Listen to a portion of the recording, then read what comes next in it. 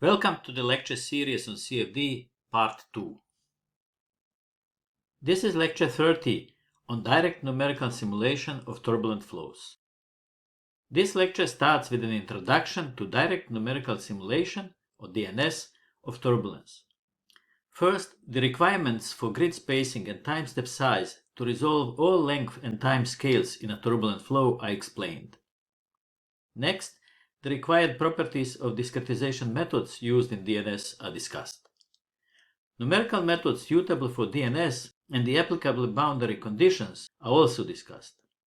Special attention is given to periodic conditions and the choice of the solution domain size.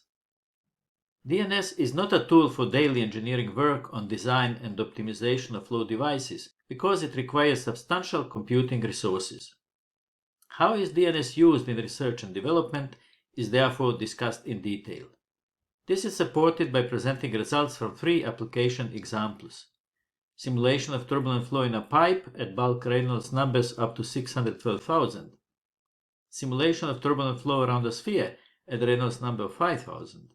And simulation of turbulent flow generated by an oscillating grid. The simplest method of simulating turbulent flows is the direct numerical simulation, or DNS.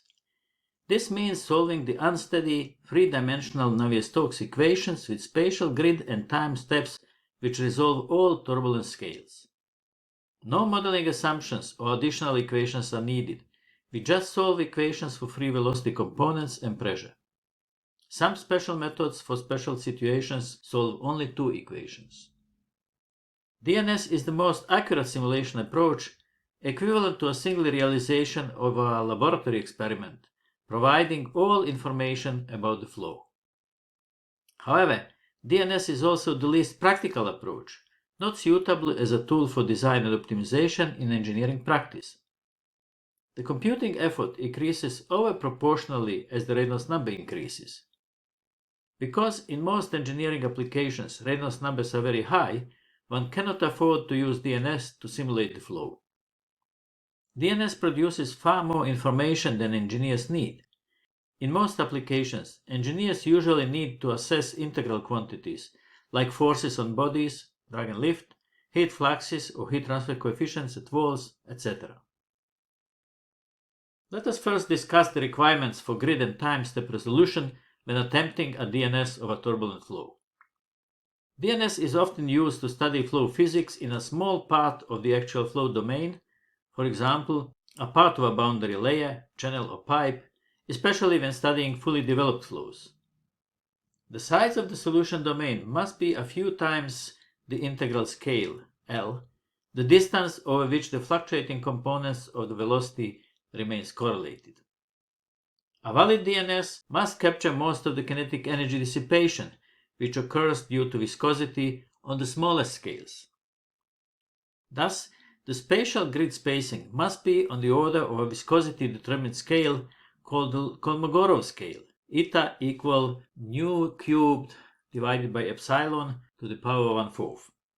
Here, nu is the kinematic viscosity of the fluid, and epsilon is the rate of turbulent kinetic energy dissipation. Depending on the method used, the flow studied, and the aim of the simulation, good results were obtained with grid spacings up to 10 eta. The time step should lead to a CFL number equal u times delta t over delta x on the order of 1. The problem is that the range of scales that needs to be resolved increases with Reynolds number. For a homogeneous isotropic turbulence and a uniform grid, the resolution requirements increase proportional to the cube of Reynolds number based on the magnitude of the velocity fluctuations and the integral length scale L. The exponent is somewhat smaller for engineering or bulk Reynolds numbers, circa 2.8, but still too high. Because twice smaller grid spacing requires circa an order of magnitude more computing time and memory, the available computing resources impose a limit to the highest Reynolds number that can be simulated with given resources. The highest Reynolds numbers for pipe and channel flows that were simulated with DNS are on order of 100,000. Tens of billions of grid points were needed for these simulations, which are possible only on the world's largest computers.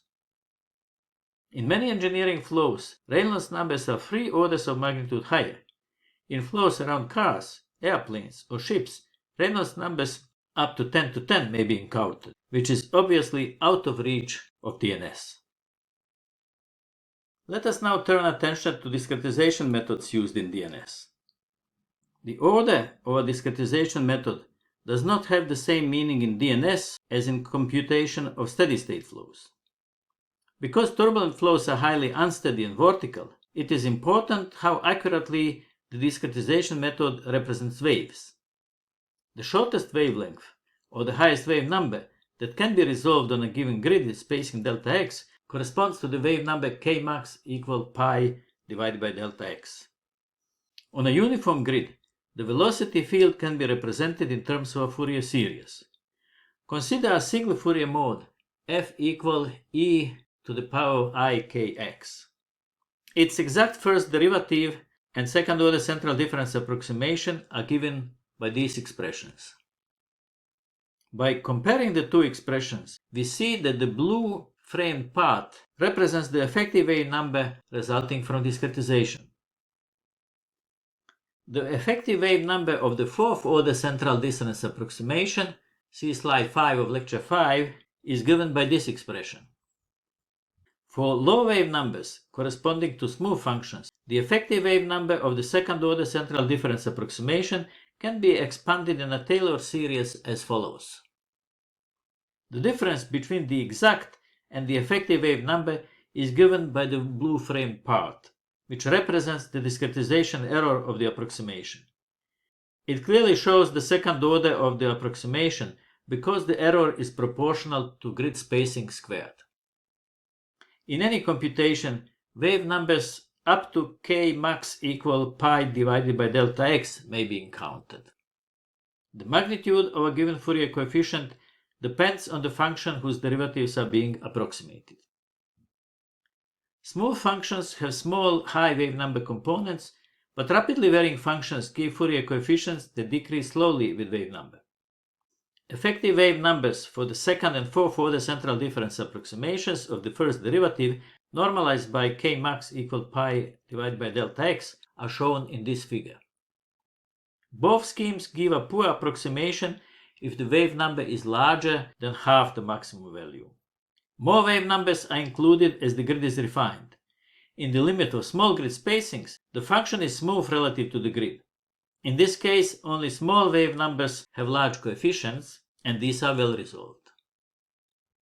An often asked question is, which numerical methods are suitable for DNS? The following rule of thumb usually applies. Grid spacing needs to be halved to obtain comparable accuracy with a second order scheme as with a fourth order scheme. General purpose CFD codes are usually of finite volume type and use second order discretization in space. They are well suited for solving the Reynolds average Navier-Stokes or RANS equations.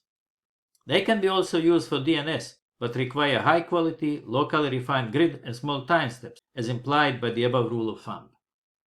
Special codes are used for special applications, usually in research institutions.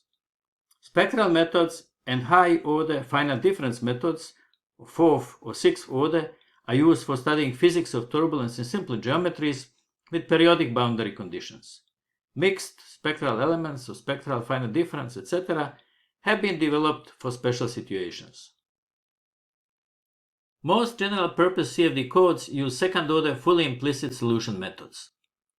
For these methods, there are usually no limits on time step size for stability reasons.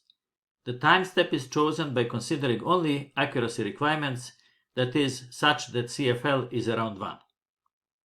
Explicit methods may have severe stability limits due to small mesh spacings near walls, at sharp edges, and in other locally refined regions, because the limit from viscous terms is proportional to mesh spacing squared. The solution methods in commercial codes are robust for complex physics. Many equations can be coupled, and under relaxation or dual time stepping allow for tuning. Special codes for DNS, which use high-order spatial discretization, are often fully or partly, for convection terms, explicit. High-order time discretization is used, third, fourth, or even high-order, usually Runge-Kutta methods. The grid is usually uniform, so the time step limit for stability reasons is not much lower than the accuracy requirement. Let us now turn to boundary conditions used in DNS. At solid walls, no slip condition is applied. The grid must resolve the velocity profile near the wall so that the wall shear stress can be directly computed as the product of dynamic viscosity and the gradient of the wall parallel velocity component with respect to wall normal direction. Symmetry planes cannot be used in DNS even if the geometry, the mean flow, and boundary conditions are symmetric. The instantaneous 3D flow is never symmetric, not even for a single moment. Periodic conditions can be applied at boundaries in homogeneous directions. This applies to spanwise direction in a plane channel and inlet and outlet in fully developed flows in channels and pipes of a constant cross-section. Boundaries at which periodic conditions are specified must be separated by several integral length scales. As a rule of thumb, this distance should be at least twice as large as the distance over which velocity fluctuations are correlated. For a fully developed flow, either flow rate or pressure drop are prescribed in addition to periodicity. At an inlet boundary, the velocity field which satisfies the Navier-Stokes equations and varies in space and time in a turbulent manner must be specified, except when the flow at inlet is not turbulent. The problem is that this information is usually not available. Many methods for the generation of nearly realistic synthetic turbulence have been proposed in literature, but they are all imperfect. Some methods use Run's solution on a larger domain as the basis and derive velocity fluctuations based on turbulent kinetic energy and dissipation rate from the Run's solution. It takes some time and distance for the velocity field to develop from what is specified at the inlet boundary to the real turbulence for the flow studied. How long it takes depends on the quality of inlet data and the particular flow. The best results are obtained by using the velocity field from another DNS, for example, from a separate fully developed flow simulation. At an outlet boundary, one must ensure that no reflections occur which could travel upstream and spoil the solution in the zone of interest. Extrapolation in the direction normal to boundary is usually based on an unsteady convective condition of the form given by this expression. Here, u is a mean velocity at outlet boundary that satisfies the continuity requirement. N is the local coordinate normal to boundary. The initial condition is also important. The specified pressure and velocity fields must satisfy the Navier-Stokes equations.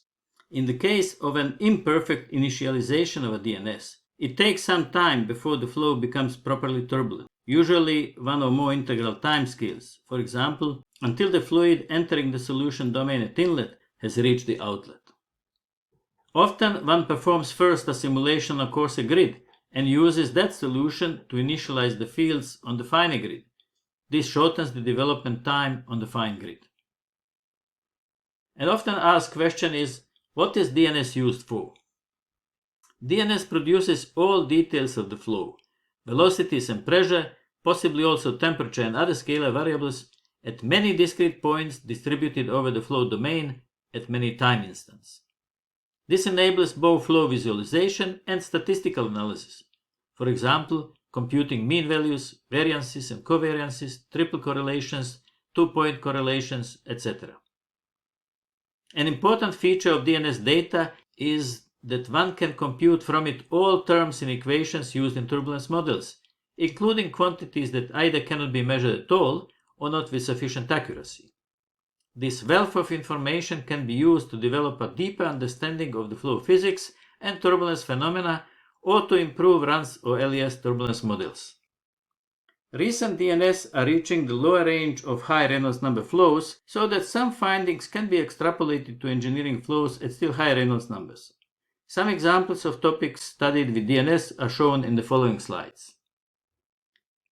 Here are some examples of applications of DNS. Understanding the process of laminar to turbulent flow transition. Analysis of turbulent boundary layers over flat or curved plates in plane channels, circular pipes, and similar geometries. Simulation of the generation and propagation of aerodynamic noise. Understanding the effects of compressibility on turbulence.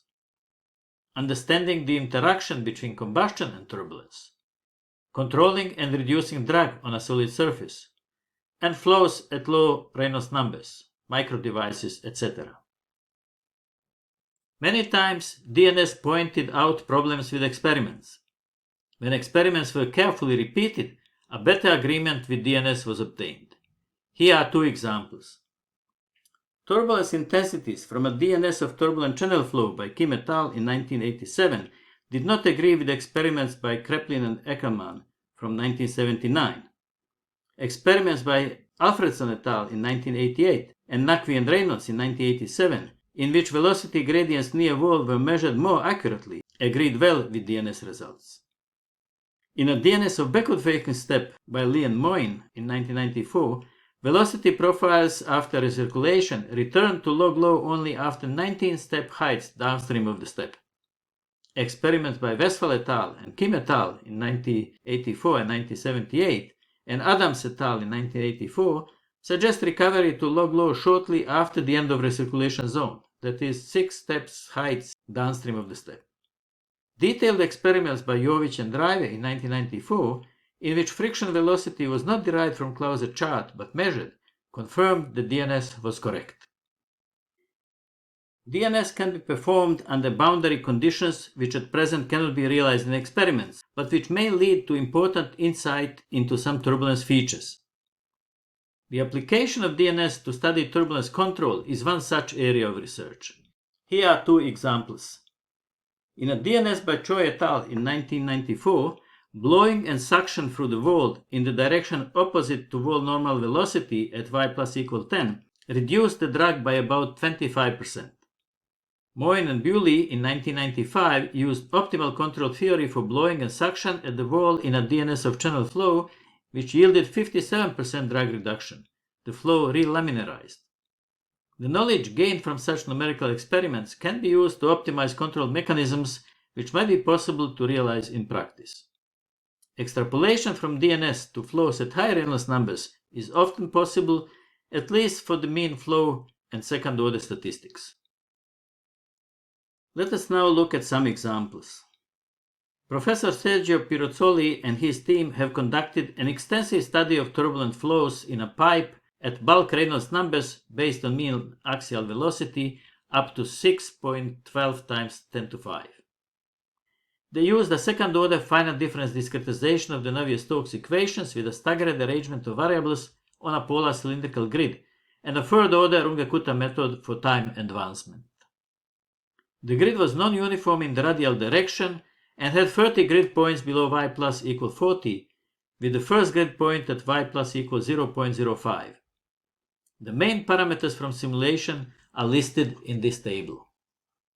Ray tau is the Reynolds number based on friction velocity, while Ray b denotes the bulk Reynolds number based on the mean velocity in the pipe. The grid used for the highest Reynolds number had 18,432 grid points in circumferential, 1,024 points in radial, and 18,432 points in axial direction. The total number of grid points was thus 3.4789 times 10 to 11, or approximately 348 billion. This simulation achieved the highest Reynolds number in a DNS of pipe or channel flow as of the year 2024. This video shows results from DNS of turbulent pipe flow up to the bulk Reynolds number of 285,000. The solution domain was 7.5 diameters long. Flow features are presented in two cylindrical surfaces. Inner shell at y over radius equals 0.3 and near wall shell at y plus equal 15. The bulk Reynolds number is defined with the mean velocity in the pipe, and the friction Reynolds number is defined with friction velocity u tau, which is equal to the square root of the mean wall shear stress divided by density. This animation shows the axial velocity component in one cross-section and on the inner shell for 6 Reynolds numbers. We see similar large-scale patterns in all cases, but with the increasing Reynolds number, more fine-scale structures appear. For the highest Reynolds number from this series, this animation shows the variation of the isoline of axial velocity equal to 90% of the bulk velocity. We see how high-speed fluid comes close to wall at some locations, while elsewhere low-speed fluid from the wall region is pushed deeper into the pipe. The large-scale structures move slowly in circumferential direction, while small-scale structures oscillate at very high frequency. Here velocity contours in the near wall shell are shown. Both large and small-scale structures are elongated in axial direction, creating streaks. One can distinguish between low-speed and high-speed streaks at all scales. This is even better visible when the shell is unrolled.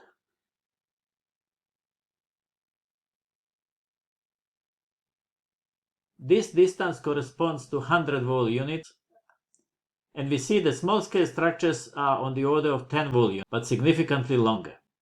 The large-scale streaks are orders of magnitude larger. When we move to the inner shell at the same instant, we can recognize the same large-scale structures, but small-scale streaks are no longer present. The large-scale structures move relatively slowly, while small-scale structures can hardly be followed by the eye. This animation shows very nicely the large range of scales in turbulent flow, both in space and time. In the mid-plane, we see again high-speed fluid reaching very close to pipe, wall, and low-speed blobs pushed away from wall. When we compare flow structures at a low and at a high Reynolds number, we see a similar number and shape of large structures. However, as the Reynolds number increases, the number of small-scale structures rapidly increases and their size reduces. This is what makes DNS at high Reynolds numbers difficult, because all relevant structures must be resolved in space and time. This animation shows the flow features at the highest Reynolds number studied, friction Reynolds number of 12,000 or bulk Reynolds number of 612,000. We can again recognize large-scale structures similar to those seen at lower Reynolds numbers in the previous slide, but the small-scale structures are now much smaller. All features are similar, only the range of scales has increased.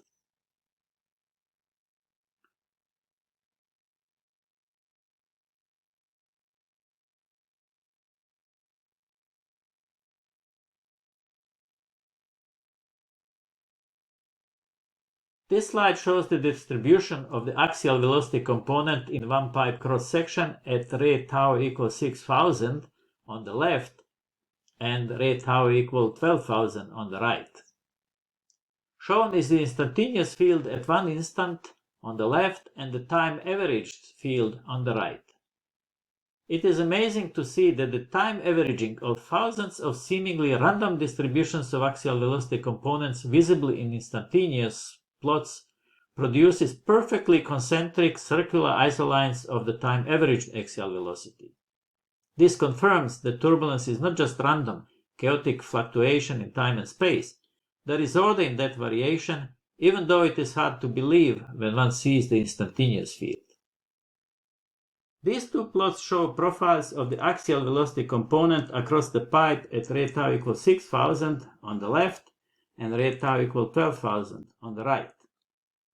Shown is the instantaneous profile at one instant, the red line, and time average profile, the black line. One can recognize in instantaneous profiles a similar number and size of large-scale structures, as well as the fact that there are more small-scale structures at the higher Reynolds number.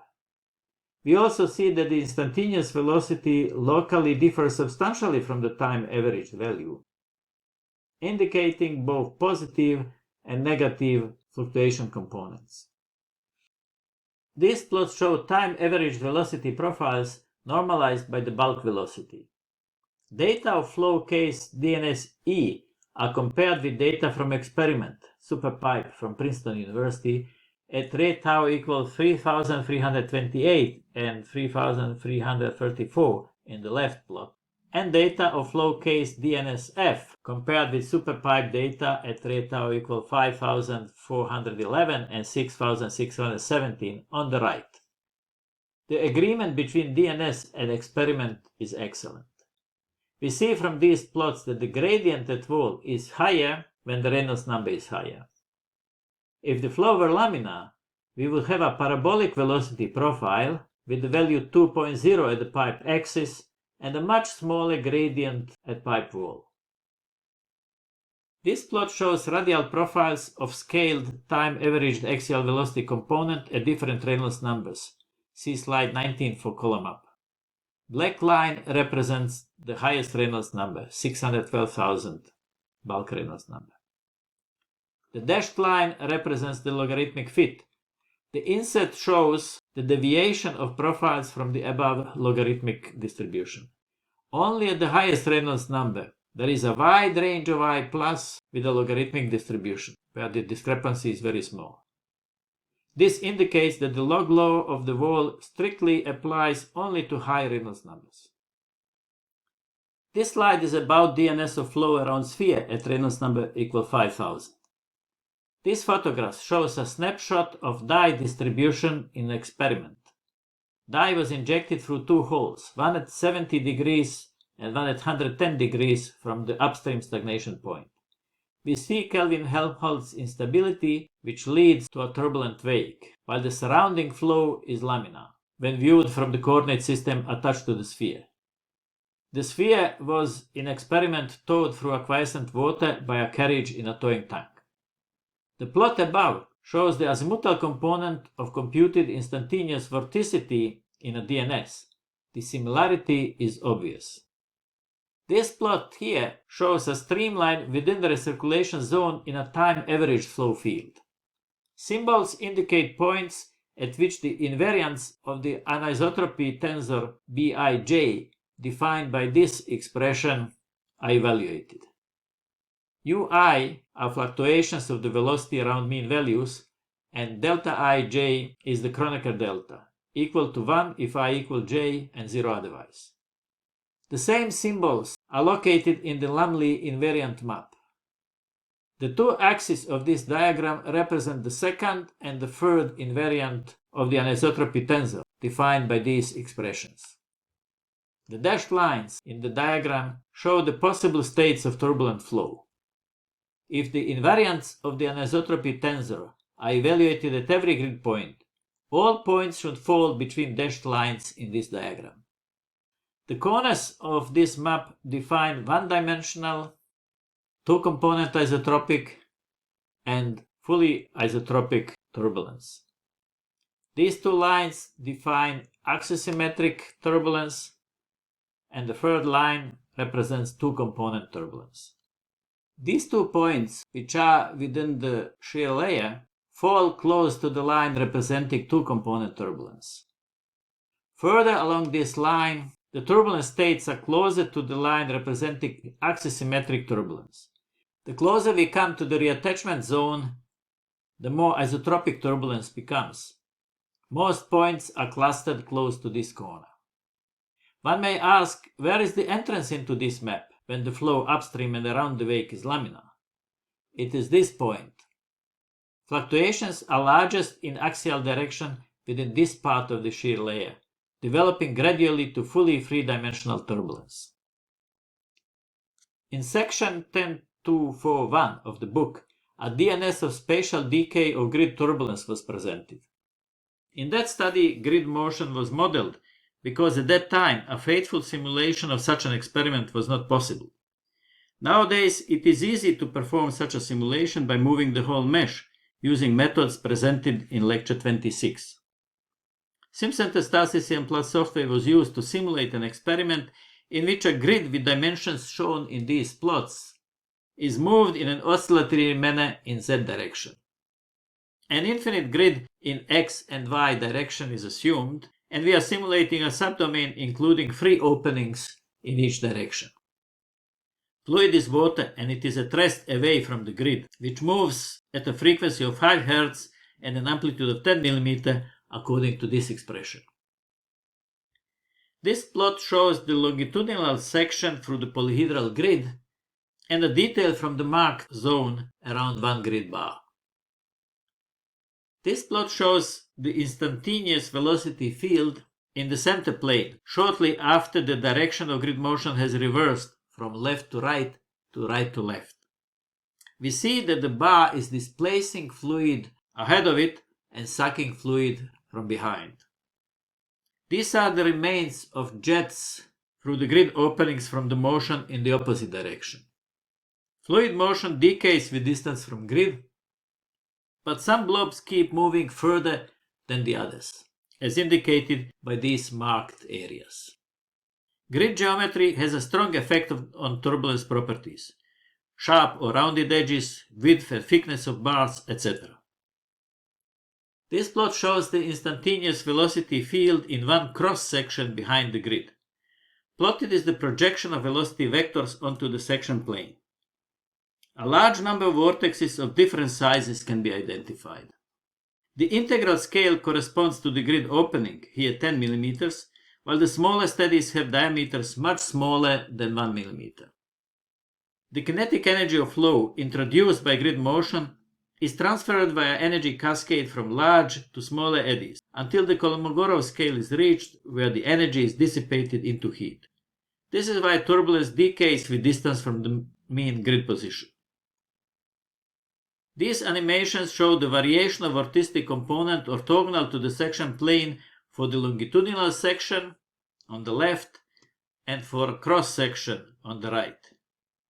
Turbulence is highly anisotropic near moving grid, but it becomes nearly isotropic some distance behind the grid. It is very easy to perform such a simulation, but the statistical analysis is a bit complicated. For ensemble averaging, one needs to simulate the flow over many periods. For time averaging, one needs to interpolate the solution at each time step to a fixed mesh, because the control volumes are moving all the time. None of this was done here. The aim was just to demonstrate that what was difficult 30 years ago can easily be performed today. Here is a summary of this lecture. DNS is an extremely valuable tool for studying the physics of turbulent flows. It is more detailed and, if performed with care, more accurate than most experiments. Also, DNS can provide data that either cannot be measured at all or not with a desired accuracy. From DNS data, one can compute all terms in any turbulence model and thus check the modeling errors resulting from each term. This is essential because errors from different sources can partially cancel out, which makes estimation of modeling errors difficult. Although it is desirable to use high-order methods for DNS, it can also be performed using commercial software and second-order discretization in space and time at a higher computing cost.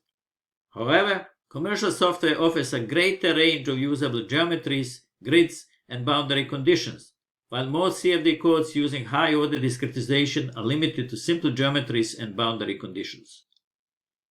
At lower Reynolds numbers, DNS can be also used to solve engineering problems, for example, in microfluidics applications.